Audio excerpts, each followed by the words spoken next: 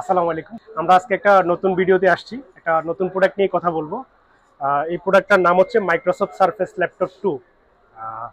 এটা একটা allrounder laptop. কেন বলছি অলরাউন্ডার ল্যাপটপ, এটা নিয়ে একটু কথা বলি আমরা। সেটা হচ্ছে এটার প্রসেসর হচ্ছে কোর i7 8 জেনারেশন। র্যাম পাবেন হচ্ছে 16 জিবি ইনবিল্ড, 512 জিবি এসএসডি।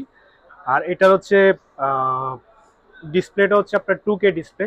আর সাউন্ড কোয়ালিটি পাবেন হচ্ছে সারাউন্ডিং সাউন্ড। আমি একটু ডিসপ্লে কোয়ালিটিটা একটু দেখাই।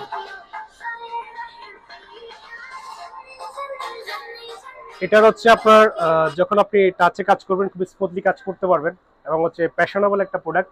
যারা হচ্ছে অফিসের জন্য বা ক্যারি করতে সহজ হয়, বিভিন্ন ধরনের প্রেজেন্টেশন থাকে, লাক্সারি একটা ল্যাপটপ খুঁজতেছেন, তাদের জন্য খুব প্রিমিয়াম একটা প্রোডাক্ট।